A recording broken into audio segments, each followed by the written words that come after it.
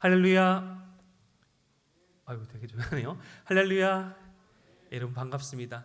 오늘 특별히 주일학교가 전면적으로 다 재개된 그 시점에서 우리 사랑하는 청년들 주일학교 많이 섬기고 있는데, 그렇게 섬기시고 이렇게 사부 예배까지 오셔서 에바다임 예배 함께 드리게 돼서 너무나 기쁜 것 같습니다. 그리고 일주일 동안 삶의 터전 가운데 수고하시고 많이 애쓰셨는데, 오늘 이 시간 주와 함께 드리는 이 예배 통화에서 능력 받으시고 성령 받으시고 은혜 받으시는 시간 되시길 바랍니다. 여러분, 사람이 자신의 정체성을 아는 것은 상당히 중요합니다.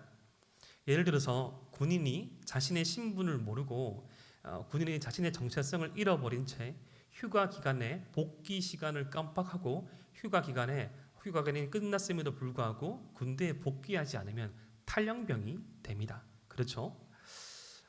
몸이 아픈 환자가 자신의 몸의 상태를 망각한 채 의사가 먹지 말라고 한 음식만 섭취하고 의사가 행하지 말라고 한 그 행동만 한다면 건강이 많이 악화될 것입니다. 학생의 그런 본분은 무엇이죠? 공부라고 할 수 있겠죠.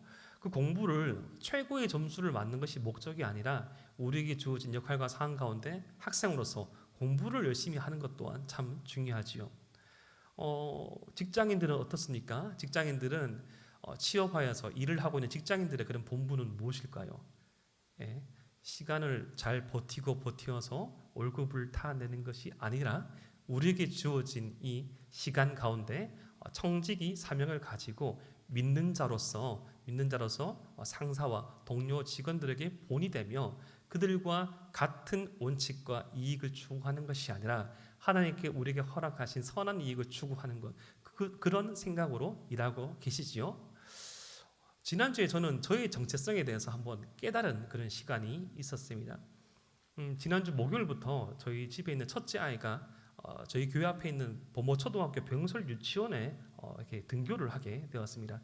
첫날은 제가 못 데려다주고 둘째 날 제가 이제 유치원에 데려다주게 되었는데, 우리 보니까 참 이제 많은 학부형들이, 초등학교 학부형들은 그 정문을 넘지 못하고 정문 밖에서 애타는 눈빛으로 등교하는 것을 보고 있고, 저와 같은 유치원 학부모들은 지난주만큼은 그 유치원 앞에까지 데려다 주게 되었습니다. 그렇게 이제 아이의 손을 잡고 이렇게 데려다 주는데, 뒤에 보니까 또 이렇게 자기보다 1살 어린 친구가 유치원에 등교하는 친구가 있었는데, 할머니의 손을 또 잡고 가니까 저희 아이가 좀 활달하거든요. 애써 그 아이는 아는 척하지 않지만 웃으면서 인사하면서 어제 봤다라고 아는 척하면서 지나가는 거였습니다. 왠지 좀 불길했습니다. 어제 혹시 우리 에버다 지체들 그 골든벨 하실 때 봤으면 그 중간에 화면에 난입한 그 아이가 제 아이거든요. 그 때와 상황과 장소를 알지 못한 채 자신의 감정을 표출하는, 정상적입니다. 아주 평범한데 아이라서, 활달한 아이라서 그런 감정 표현을 하지요.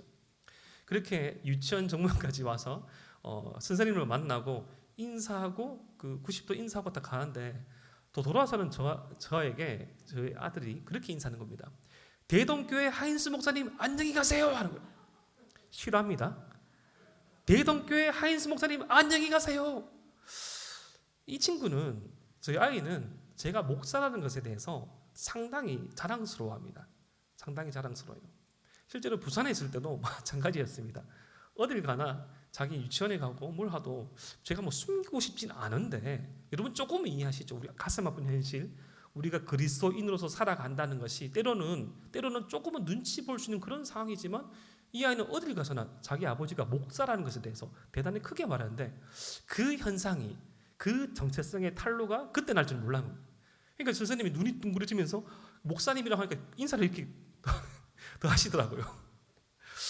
이제 등교할 때 이제 할 때마다 대동교회 하인수 목사님 갈 건데, 근데 그렇게 제가 그 말에 화들짝 놀라더라도 부인할 수 없는 정체성은 바로 제가 여러분들의 교육자이며 대동교회 목사라는 것, 그 정체성은 부인할 수 없고 잊어서는 안 되는 정체성이지요.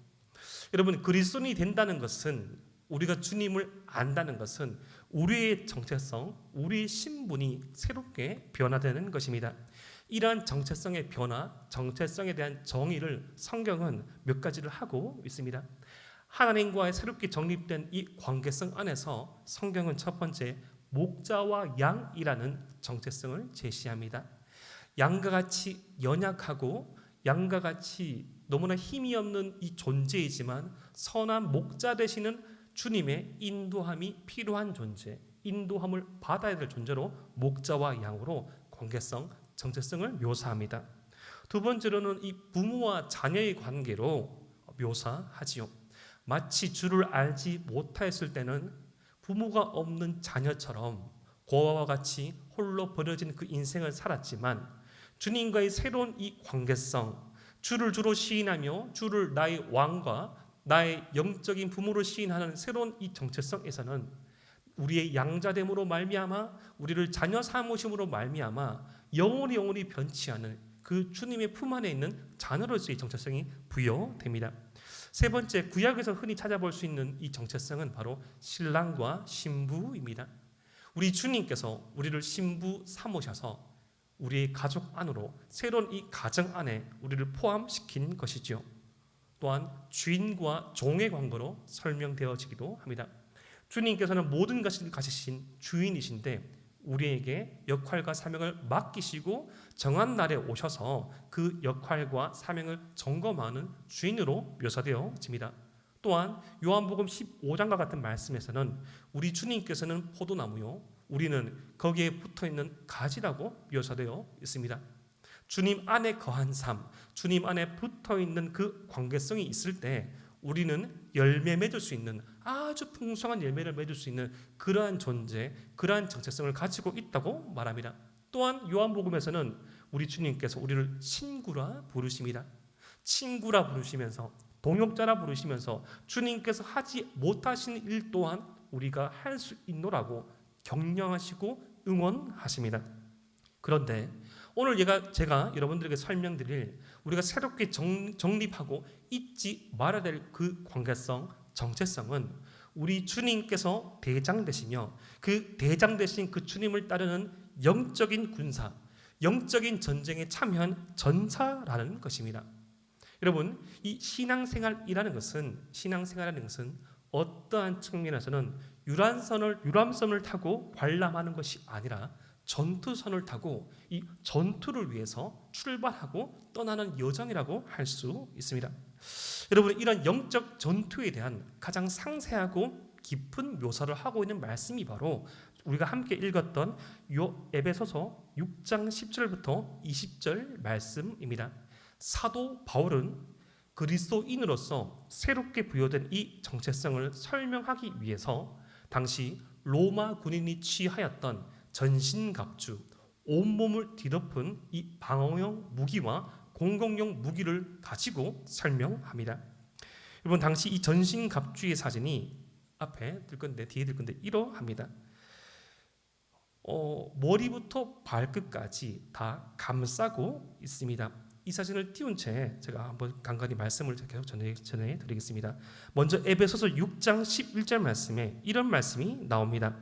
마귀의 간계를 능히 대적하기 위하여 하나님의 전신갑주를 입으라. 사도 바울은 하나님의 백성으로서 우리에게 부여된 새로운 정체성인 영적인 전투에 참여한 전사로서 하나님께로부터 받아서 전신갑주를 취하라고 말씀합니다. 그 목적이 무엇인고 하니 대적하기 위하여라고 말합니다. 누구에 대해서? 마귀의 관계에 대해서.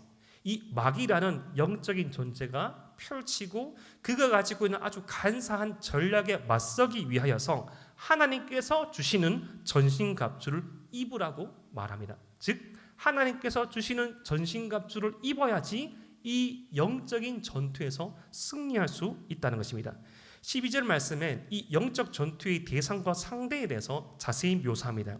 우리 씨름, 여러분 여기서 이 씨름은 이 전통 민속 이 스포츠인 씨름이 아닙니다. 당시 우리가 지금 볼 수 있는 MMA 종합 격투기와 아주 흡사한 레슬링을 의미합니다.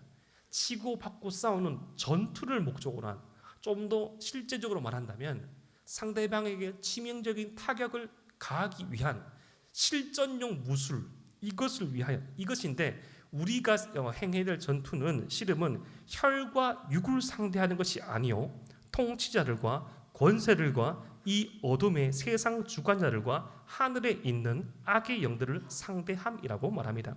여러분, 혈과 육으로 표현되어지는 이 땅에 발 딛고 서 있는 사람이 우리 적이 아니라 그 사람 이면에서 사람의 그 내면 질서, 영적인 질서를 흐트리고 그것을 조종하는 그 어둠의 세력이 우리 영적 전투의 적이라는 것이죠. 당시 이 로마 통치권 아래에 있던 이 기독교인들은 너무나도 이 기독교에 대해서, 믿는 자들에 대해서 이 간교하게, 집요하게, 정책적으로 폭력을 행사하면서 기독교인들을 탄압하자 사람이 자신의 적인 줄 생각하게 되었습니다. 안 그렇겠습니까? 우리가 눈에 보이고 귀에 들리고 손에 잡히는 존재가 나를 그렇게 괴롭히는데 이 사람만 없어지면, 이 제국만 멸망하게 된다면 우리에게, 이 믿는 자에게 더 이상 어려움이 없을 것이라고 생각한 저들의 생각이 옳지 않다는 것입니다. 사람은 계속 바뀝니다. 세대와 세계대 가운데 주를 믿는 자들을 공격하고 그들을 압박하는 사람은 끊임없이 바뀝니다. 왜? 그 뒤에 있는 어둠의 세력은 바뀌지 아니하고 그 사람만 바꾸어서 믿는 자들을 공격할 따름입니다. 여기서 이 통치자들과 이 권세들이라는 것은 바울이 독특하게 쓰는 표현입니다. 이것은 사람을 의미하는 것이 아닙니다. 바울이 마귀를 표현할 때 자주 쓰는 표현입니다. 그 나머지 표현들은 다 모든 종류의 악한 영들과 존재들이라고 생각하면 됩니다. 여러분 어떻습니까? 지금 3월 7일 지금 오후 2시 19분 이 한낮에 갑자기 마귀의 얘기를 하니 좀 너무 비과학적으로 들리십니까? 아니면 왠지 히트 꺼진 이 공기가 음산할 정도로 무서우십니까? 여러분, 마귀란 존재는 존재하지 않는 것을 말하는 미개한 그런 이야기가 아니라, 마귀란 그 존재는 우리가 마냥 두려워하고 우리가 마냥 그 실체에 대해서 벌벌 떠야 될 존재는 아닙니다. 분명히 존재하고 반드시 존재하고 이미 죽었으나 주께서 다시 이루실 그 구원 가운데 완전히 멸망당할 존재가 바로 이 어둠의 영적인 세력이죠. 우리는 지금 그들을 상대하고 있는, 그들이 주관하고 있는 이 세상 가운데 영적인 전투를 수행하고 있다는 사실을 잊지 말아야 합니다. 여러분, 이제 본격적으로 전신갑주가 소개됩니다. 하나님께로부터 받아서 우리가 취할 전신갑주가 에베소서 6장 14절 말씀에 이렇게 등장합니다. 우리 에베소서 6장 14절 말씀을 함께 한번 읽어보겠습니다. 시작! 그런즉 서서 진리로 너희 허리띠를 띠고 의의 호신경을 붙이고. 자, 여러분 지금 뒤에 있는 이 군인의 중간쯤에 있는 이 벨트가 보이시죠? 잘 안 보일 수도 있습니다. 이것이 바로 허리띠라는 겁니다. 우리가 지금 쓰는 이 허리띠 용도는 뭐죠? 우리의 뱃살을 묶어주기 위함입니까? 저는 약간 그렇게 쓰거든요. 복대처럼 그렇게 쓰는데, 그 당시에 이 병사들의, 군사들의 이 허리띠는 그런 용도가 아닙니다. 몸에 무게추를 세워주고 이 띠를 중심으로 갖가지 무기를 장착할 수 있는 중심을 잡아주는 역할을 바로 띠가 가지고 있는 것입니다. 그런데 여러분, 이 영적인 전투에 참여하는 그리스도인들이 매야 될 띠가 뭐라고 말합니까? 바로 진리라고 말합니다. 진리. 여러분, 진리가 무엇이죠? 바로 하나님의 말씀, 그리고 그 말씀이신 예수 그리스도가 바로 진리입니다. 그 진리로 우리의 삶을 중심 잡는 것, 그것이 첫 번째라는 것이죠. 여러분, 이 에베소서 6장 14절부터 17절 말씀에 묘사된 이 6가지 전신 갑주는 당시 로마 병사들이 착용하는 순서와 흡사합니다. 우선 띠부터 매는 것이죠. 그 다음에 뭐가 등장하죠? 바로 의의 호심경이 나옵니다. 바로 이 가슴 부근에 있는 이 마귀를 의미합니다. 가슴 보호대. 여러분, 근데 그 가슴 보호대가 성도에게 뭐라고 말합니까? 바로 의라고 말합니다. 의. 세상에서 말하는 의로움이 아닌 성도의 의로움은 하나님께서 은혜로 주시는 선물을 의미하는 것이죠.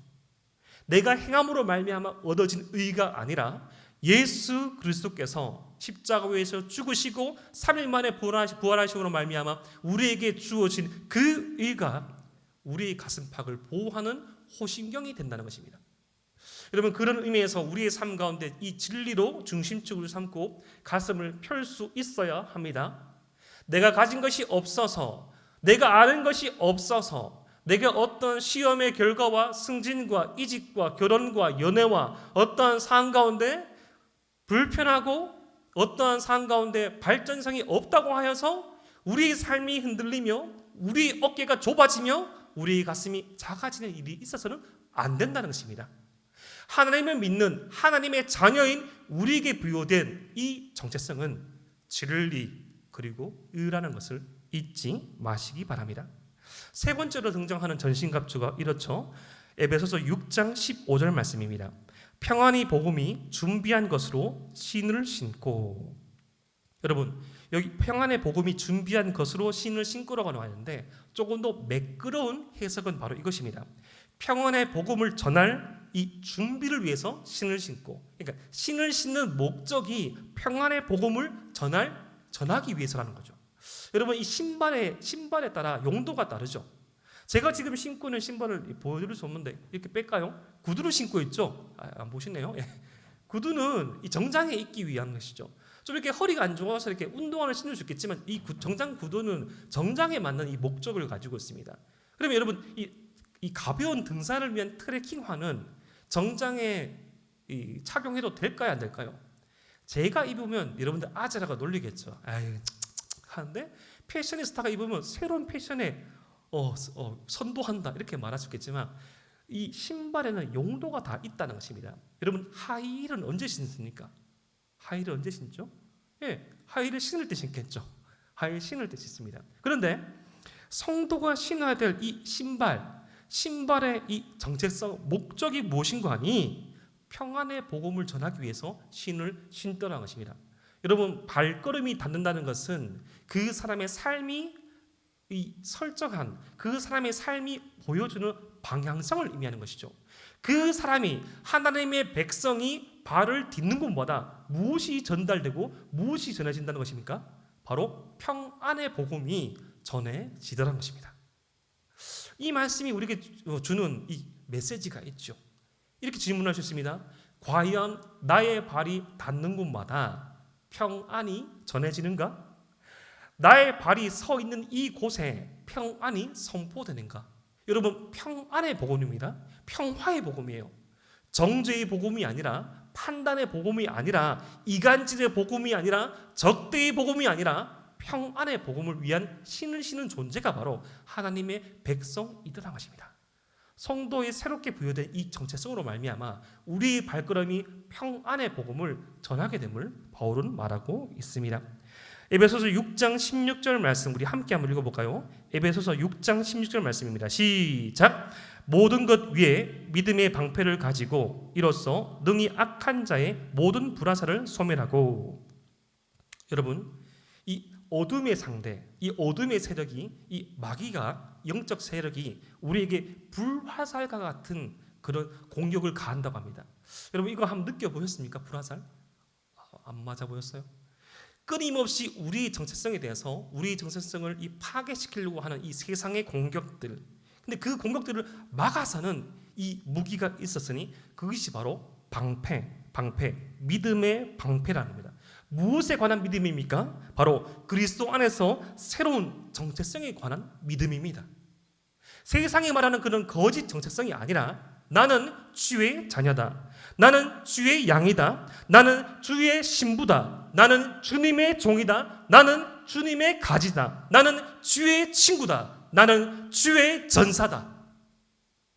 세상의 신부, 세상의 친구, 세상의 졸개, 세상의 종이 아니라, 썩어빠진 이 세상 나무의 가지가 아니라 우리는 주의 양이며 주의 자녀며 주의 신부며 주의 종이며 주의 가지며 주의 친구며 주님의 전사라는 이 정체성이 있을 때 우리를 향한 그 불화살의 공격에서 막아준다는 것입니다. 워낙 이 말씀과 기도의 전문 여러분들이라서 영화를 잘 안 보시겠지만 가끔씩 영화도 봐도 괜찮습니다. 광고만 안 되겠네요. 예. 그것을 통해서 어떤 드라마를 보면 어떤 중세나 아니면 고대의 그 전투 기법을 보면 제일 많이 나오는 장면 중에 하나가 뭡니까?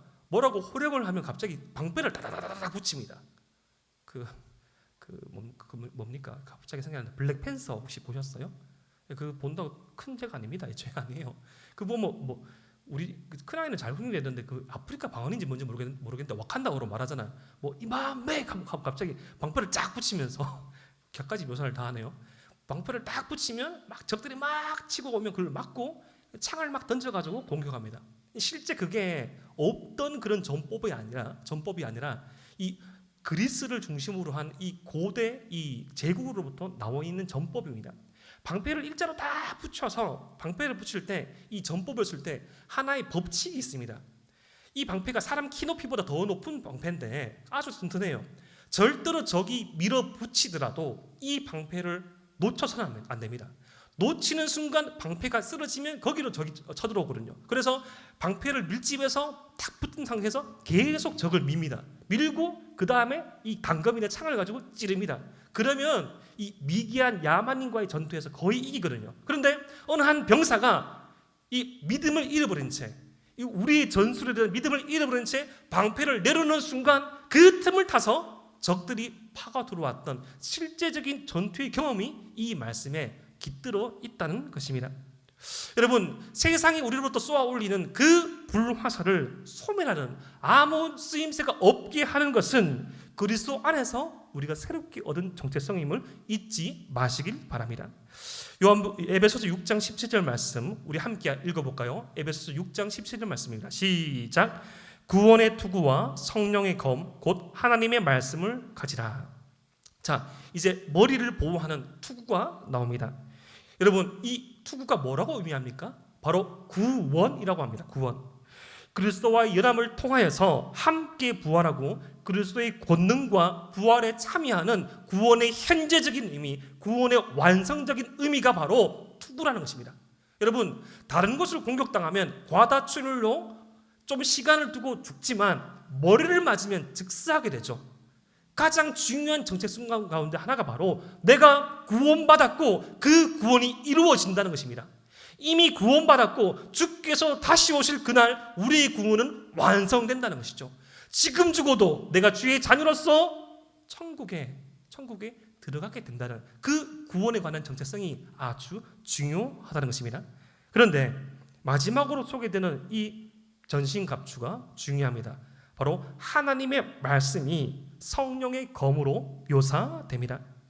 유일한 공격무기 5가지 전신갑주는 자신의 몸을 방어하는 이 무기인데 마지막 6번째 소개된 이 검, 성령의 검은 유일한 방어와 동시에 공격을 할 수 있는 무기로 소개됩니다. 에베소서 6장 17절 말씀, 성령의 검 곧 하나님의 말씀을 가지라. 하나님의 말씀이 공격 무기임을 사도 바울은 밝히고 있습니다. 여러분, 형제들 중에서 축구 좋아하시는 분 계시죠? 우리 또 대동 FC 있지 않습니까? 이 축구에서 이 불문율 중에 하나가 있습니다. 공격이 최상의 수비이다. 여러분, 아직 이제 월드컵 시즌이 다 안 다가와서 가슴이 안 그러한데 저는 예전에 막 1990년 월드컵부터 기억나거든요. 이탈리아 월드컵, 미국 월드컵, 프랑스 월드컵, 2002년 월드컵 되게 더 멀게 느껴지죠. 그때마다 우리나라 축구가 주된 그 전술이 뭔가 하면 계속 수비만 했습니다. 공격을 할 줄 몰라가지고 그러다가 2002년도에 태어나신 분이 함께 예배드리고 있지만 2002년도에 그 전설과 같은 그 순간이 있습니다. 그때 우리나라 축구가 전환기를 맞이합니다.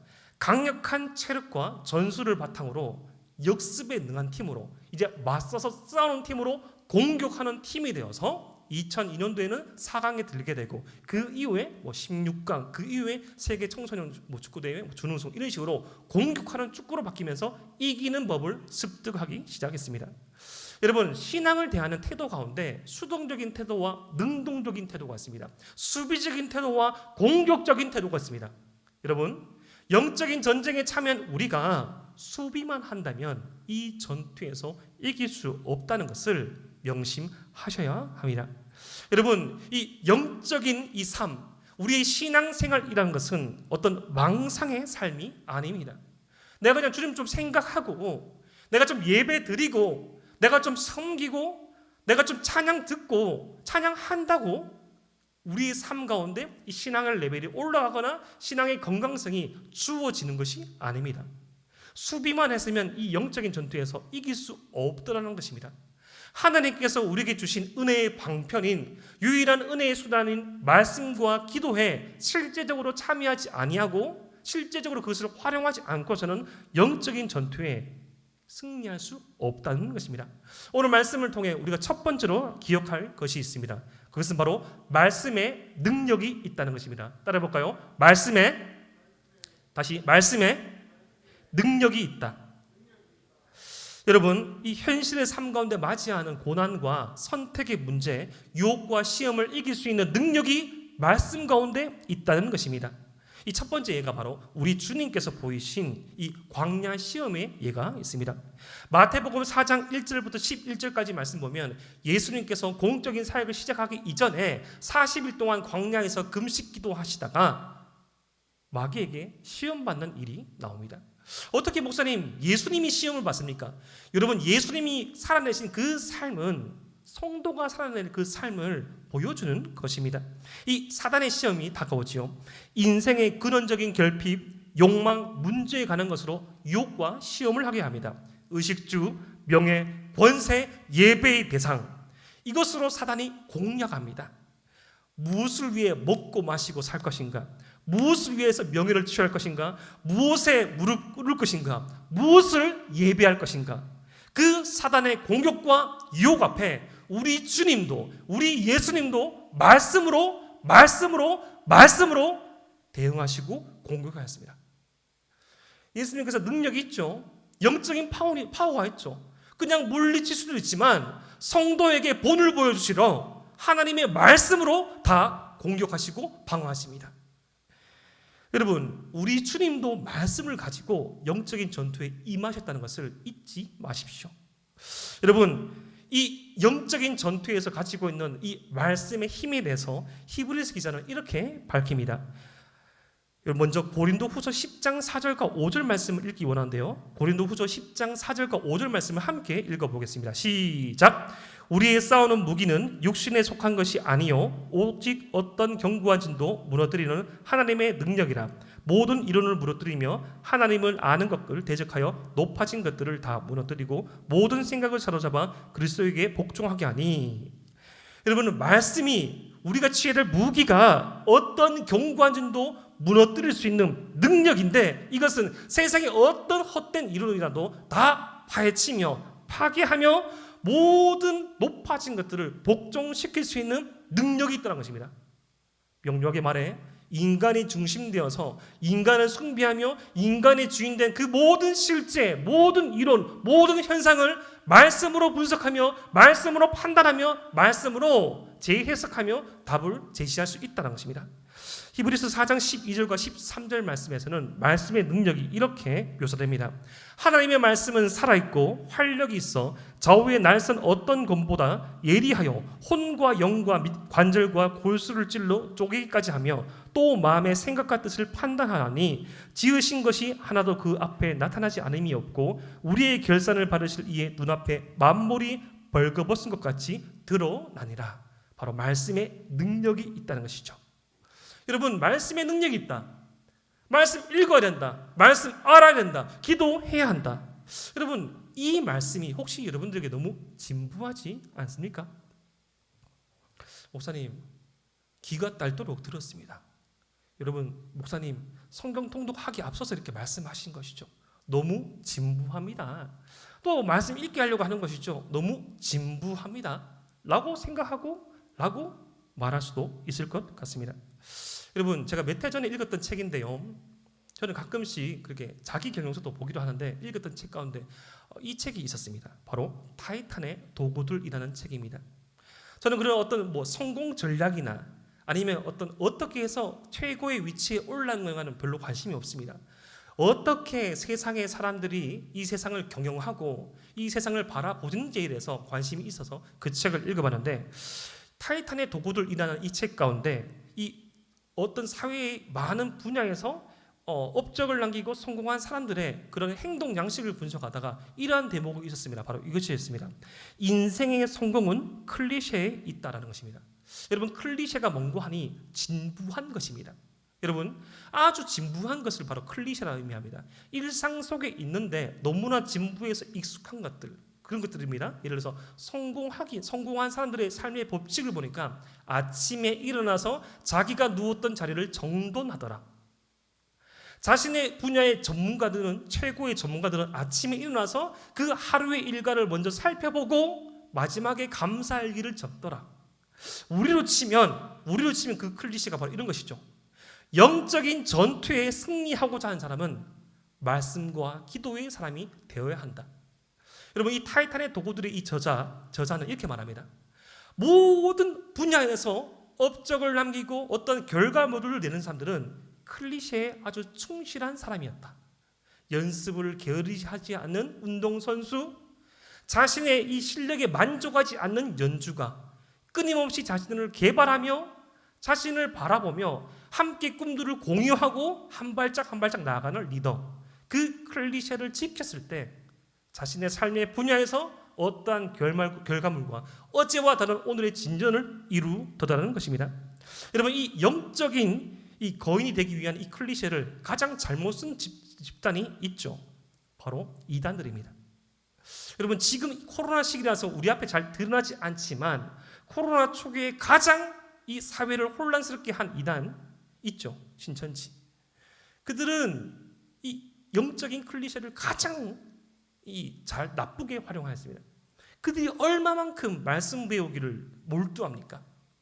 8시간, 9시간, 화요일, 목요일, 어떤 과정을 밟으면 예배에 카드 찍고 등장하고, 시험을 1년에 한 번씩 쳐서 통과하지 못하면 구원받지 못한다고 하고, 근데 그 시험에 대한 합격률은 100%고 점수는 99.8.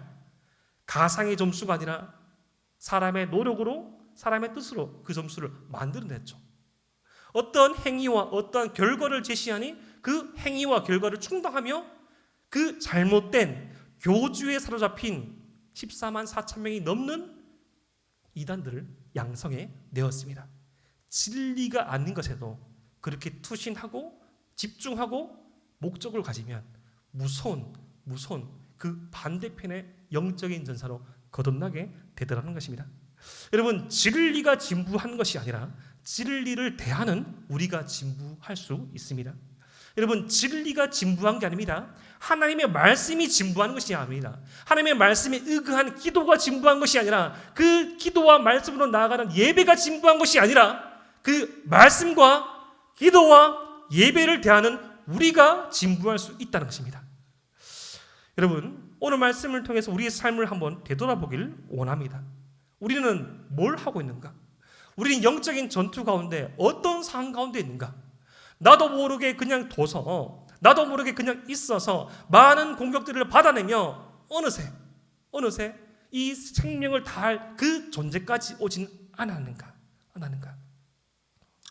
오늘 말씀을 통해 우리가 기억해야 될 두 번째는 바로 말씀에 생명이 있다는 것입니다. 따라해볼까요? 말씀에 생명이 있다. 여러분, 이 예를 보여주는 가장 적합한 예는 바로 저는 구약 성경의 에스겔서라고 생각합니다. 여러분, 에스겔서가 쓰여진 당시에 이스라엘의 상황은 그랬습니다. 이 포로기를 겪은 후에 어떤 사람들은 귀환하고 어떤 사람은 귀환을 앞둔 아주 암흑한 시절이었어요. 여러분, 우리는 어떤 고난을 당하고 우리는 어떤 어려움을 만나면 그럴 수 있다고 생각합니다. 어떤 때로는 좀 너무 큰 패배의식에 빠져가지고 실패를 경험해서 내 삶에 잘 되는 게 문제가 있을 수 있다고 생각할 수도 있어요. 그런데 그 예수님 오기 이전 당시에 구약의 이스라엘 백성은 실제로 하나님의 선택을 받았고 실제로 하나님의 임재, 하나님의 현현, 하나님의 충만하신 영광을 본 그 사람들이 하나님의 백성으로서 이방 민족들에게 지배를 받고 하나님의 백성이 예배의 처소로 삼는 성전이 무너졌다는 것은 인정할 수 없는 사실이었습니다. 어떻게 주의 백성이 이럴 수 있나라고 말하면서 각가지 수만 가지 그 논란과 이 주장과 패배의식 가운데 빠지게 되었습니다. 그래서 이스라엘의 현실에만 주목했습니다. 너무 힘들다. 언제 주님께서 우리를 회복시키냐? 언제 주님께서 이 압제 가운데 우리를 구원해내실까? 지금으로 치면 1년 동안 우리의 삶을 지배하고 있는 코로나19가 1년 지났는데 이게 아니라 30몇 년, 40몇 년, 한 세대가 쭉 흘러갈 때까지 진행되더라는 것입니다. 당시 많은 사람들은 이스라엘의 현실에만 주목을 하였지만 에스겔 선지자는 이 재난과 고난을 사용하시는 하나님을 보게 됩니다. 그리고 하나님께서 하나님의 말씀으로 생명을 주시는 분임을 깨닫게 됩니다. 여러분, 우리는 고난과 고통 앞에서 왜라는 질문을 던질 때가 많습니다. 왜 이런 일이 생깁니까? 왜 이렇습니까? 라고 하지만 믿는 자가, 성도가 던져야 할 질문은 바로 누구 때문에, 누가 이 일을 주도하냐는 것입니다. 누가 이 일을 주도하시는가? 우리에게 이러한 이 문제와 어려움을 통해서 그분께서 원하시는 것은 무엇인가? 여러분, 인생의 문제에 대한 답을 찾는 것보다 중요한 것이 있다면 그 문제를 해결하실 분이 누구인지를 아는 것입니다. 이것을 에스겔 선지자는 발견했습니다. 에스겔은 환상을 봅니다. 에스겔이 본 그 환상 가운데는 산소망이 끊어져 있는 뼈들을 보게 됩니다. 뼈들을 보게 돼요. 수만 가지 수십만의 뼈들이 한급이 있는 그 환상을 보게 됩니다. 생명을 잃은 뼈, 바로 처참한 이스라엘의 현실을 환상 가운데 보게 되죠. 생명이라고는 찾아볼 수 없었습니다. 여러분, 이러한 이 뼈들이 가득한 현실은 지금 저와 여러분들이 볼 수 있는, 겪을 수 있는 영적인 현실에도 볼 수 있다는 것입니다. 뼈와 같이 아주 무성하지만, 아주 많이 모여있지만 생명력이라고는 찾아볼 수가 없는 그런 실제. 그런데 그 아픈 현실, 참혹한 현실 가운데 저와 여러분들이 있을 수 있다는 것을 명심하셔야 합니다. 여러분, 이런 영적인 뼈다귀와 같은 상태가 바로 영적인 노예의 상태입니다. 여러분, 출애굽 이후 이스라엘 백성들은 끊임없이 아이러니하게 이집트를 동경해 왔습니다. 출애굽한 그 순간부터 이집트에서 노예로 살았음에도 불구하고 노예의 신분으로 먹었던 고기가 맛있었다, 노예의 신분으로 일했던 그때가 더 좋았다라고 고백합니다. 말합니다. 돌아가자고 말합니다. 우리 또한 주님을 믿는다고 하면서도 주님을 믿음으로써 우리가 살아내야 될 그런 삶의 양식, 삶의 태도, 삶의 정체성, 그를 수반하는 그런 어떤 행위와 의지와 노력이 버거워서 그냥 두고 그냥 아무도 신경 쓰지 않고 그냥 이전으로 돌아왔으면 하는 그런 마음이 있을 수 있다는 것입니다. 그런 영적인 노예, 영적인 뼈다귀를 앞에서 하나님께서 에스겔에게 이렇게 질문하십니다. 에스겔서 37장 3절부터 5절 말씀입니다. 그가 내게 이르시되 인자야, 이 뼈들이 능히 살 수 있겠느냐 하시기로 내가 대답하되 주 여호와여, 주께서 아시나이다. 또 내게 이르시되 너는 이 모든 뼈에게 대언하여 이르기를 너희 마른 뼈들아, 여호와의 말씀을 들을지어다. 주 여호와께서 이 뼈들에게 이같이 말씀하시기를 내가 생기를 너희에게 들어가게 하리니 너희가 살아나리라. 하나님께서 그 광경을 보여주시면서 이 뼈들이 살아나겠냐고 에스겔에게 묻자 에스겔이 주님께서 아신다고 말합니다. 그러자 하나님께서 사방에서 생기가 이 뼈들에게 들어간 것처럼 너희에게 들어가가 살아나리라고 말씀하십니다. 이 말씀이 대언된 후에 실제적으로 환상 가운데 뼈와 뼈들이 붙고 뼈 위에 힘줄이 생기고 살이 차올라오기 시작했습니다. 그런데 아직 생기는 없었습니다. 여러분, 이 장면이 좀 더 음산합니다. 뼈다귀는 차라리 사람의 형체가 아니라서 상상을 못하는데 사람의 살까지 올라붙었는데, 근육이 붙고 살까지 올라붙었는데 호흡이 없는 그 시체가 가득한 현실, 그것 또한 이스라엘에 처했던 영적인 현실이고 저와 여러분들이 맞이할 수 있는 영적인 현실입니다. 그때 하나님께서 한 번 더 말씀하십니다. 에스겔서 37장 9절부터 10절 말씀입니다. 또 내게 이르시되 인자야, 너는 생기를 향하여 대언하라. 생기에게 대언하여 이르기를 주 여호와께서 이같이 말씀하시기를 생기야, 사방에서부터 와서 이 죽음을 당한 자에게 불어서 살아나게 하라 하셨다 하라. 우리 10절 말씀 함께 읽겠습니다. 시작. 이에 내가 그 명령대로 대언하였더니 생기가 그들에게 들어가매 그들이 곧 살아나서 일어나 서는데 극히 큰 군대더라. 하나님께서 에스겔에 다시금 묻습니다. 이 뼈들이 능히 살 수 있겠느냐. 이 뼈들과 같은 이스라엘의 현실, 뼈 위에 차오르는 살은 있으나 호흡이 없던 이 시체 더미에서 묻습니다. 이 뼈들이, 이 시체들이 능히 살 수 있겠느냐. 하나님께서 말씀하셨고 하나님께서 그 말씀 앞에 뼈들에게, 시체에게 생기가 들어가 여호와의 큰 군대가 됩니다. 여러분, 말씀은 생명을 일으키는 능력입니다. 말씀에 능력이 있습니다. 너무 진부하십니까? 이 진부함을 대하는 우리가 진부할 수 있습니다. 여러분, 우리의 삶의 현실 가운데 얼마나 많은 이 마른 뼈들을 보고 있습니까? 주님을 믿는다고 하면서도 이 말씀 앞에 반응하지 못하고 널브러져 있고 아무런 활동을 하지 못하는 우리 자신과 같은 모습을 볼 때가 너무나 많이 있다는 것입니다.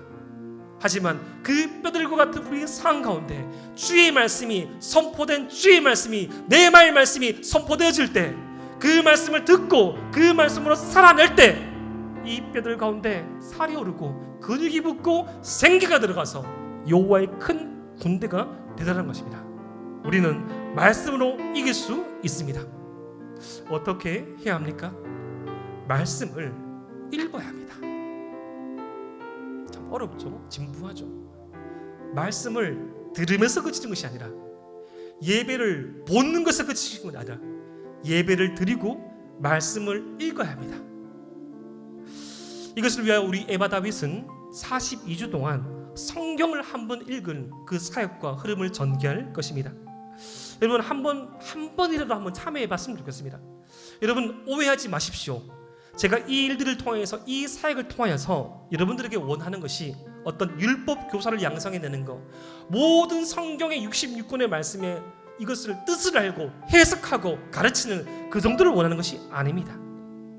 저는 그 말씀의 그 방향성, 말씀의 맛을 알길 원합니다.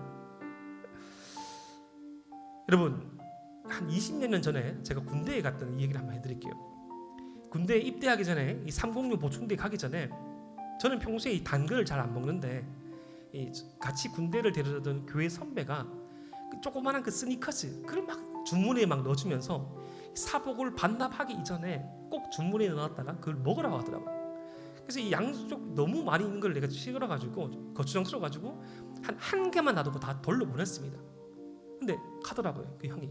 인수야, 오늘 저녁에 너무나도 먹고 싶을 거다, 너무나도 먹고 싶을 거다 라고 했는데, 306 보충대 유행한 그 첫날 밤에 갑자기 그 스니커즈가 너무 생각나는 거예요. 입고 있었는데 오른쪽 주머니에 손을 넣어보니까 한가게 있어가지고 까먹다가 옆에 이름도 모르는 훈련병이 같이 눈 마주쳐가지고 쪼개어서 나눠 먹었습니다. 경험한 그 선배의 말대로 먹어보니 참으로 맛있었습니다. 여러분, 어떤 여행을 가기 전에 한 번도 그 여행지를 가보지 못해서 내가 왜 그 여행을 가야 되는지, 그 여행지가 뭐가 좋은지를 모를 때 어떤 그 여행을 다녀온 사람이 자신의 여행담을 말해주면서 내가 함께 가겠노라고, 내가 안내해주고, 내가 태워주고, 내가 모든 것들을 인도하겠노라고 할 때 투덜투덜거리면서 따라가보면 많은 경우에 내가 전혀 경험하지 못한 그 광경과 체험과 교류를 통해서 큰 즐거움을 느낄 때가 있습니다. 저는 42주 동안 우리 공동체 가운데 행할 성경 통독이 여러분들에게 새로운 맛을 보여주는 것이고 여러분들에게 새로운 광경을 보여주는 것이라고 생각합니다. 저는 여러분들에게 그 모든 것들을 깨달아 알 수 있는 그 정도의 수준을 원하지 않습니다. 지금 우리의 단계에서는 제가 어떤 여정을 떠나는 선장과 운전수가 되어서 이 여행선, 이 배, 이 버스에 함께 타는 것입니다. 제가 길을 좀 더 알고 있으니 가겠습니다. 제가 길을 좀 더 알고 있으니 내려서 이곳이 무엇이며, 이곳이 무엇이 있고, 이것이 어떠한 유래가 있고, 이것이 어떤 의미가 있는지를 말씀드릴게요. 버스에만 타 주십시오. 배에만 승차해 주십시오. 말씀만이 유일한 공격 무기입니다. 함께 가는 것이 목적입니다. 여러분, 오늘 이 전신갑주에 묘사된 이 군사는 단순한 병사가 아닙니다. 이 모습은 백부장의 모습입니다. 여러분, 백부장이 뭐죠? 그 사람 뒤에 100명이 있는 거예요. 군대의 조직 가운데 100명을 이끄는 리더로서 성도 한 사람 한 사람을 묘사하고 있습니다. 하나님께서 저와 여러분들을 바라보시는 그 시각이 그러합니다. 세상이 우리를 향하는 평가와 판단과 기준이 아닌 하나님의 시선과 하나님의 평가와 기준은 우리 뒤에 일당백인 거예요. 우리 뒤에 일당백인 거예요. 우리 뒤에 일당백인 거예요. 공동체 안에 속한 그 군사로서 일당백이라는 것입니다. 여러분, 마지막으로 이 말씀의 검을 사용하기 위한 힘이 이렇게 묘사됩니다. 에베소서 6장 18절 말씀, 모든 기도와 간구를 하되 항상 성령 안에서 기도하고 이를 위하여 깨어 구하기를 항상 힘쓰며 여러 성도를 위하여 구하라. 무엇을 위한 말씀과 기도인가 하니 자기 자신의 유익과 자신 지식의 증대와 내 잘났다, 내 신앙 뛰어나다, 내가 안다가 아니라 공동체를 위해서 기도할 수 있고 공동체를 위해서 헌신할 수 있고 공동체를 일으켜 세우는 사람으로 쓰기 위하여서 말씀을 알고 말씀을 살고 그에 의한 기도를 하라는 것입니다. 그가 백부장이며 그가 일당백임을 성경은 우리에게 제시하고 있습니다. 여러분, 올해 2021년도 아마도 이 시간이 끝날 때까지 여전히 코로나는 우리를 괴롭힐 수 있습니다. 하지만 여전히 코로나는 우리 옆에 있지만 주의 말씀과 주의 은혜가 우리 삶 가운데 있으므로 경험하지 못한 삶의 여정, 신앙의 여정, 은혜의 여정을 참석하고 출발하기 원합니다. 그 출발은 주의 말씀 가운데 거하는 것입니다. 기도드리겠습니다. 사랑이 많으신 아버지 하나님, 오늘 말씀을 통하여서 영적인 전신갑주에 대해서 살펴보았습니다. 하나님, 우리의 삶을 둘러싸고 있는 많은 난제와 문제들 속에서도 우리에게 답을 제주시는 유일한 수단, 하나님의 말씀을 외면치 아니하는 우리 모두가 되게 하시고, 아버지 하나님, 주의 말씀에 의한 그 기도와 삶을 통해서 내 삶 가운데 이전까지 경험하지 못한 역동성과 은혜를 경험할 수 있는 그러한 한 해 되게 하여 주시옵소서. 이 모든 말씀 예수 그리스도의 이름으로 기도드립니다. 아멘.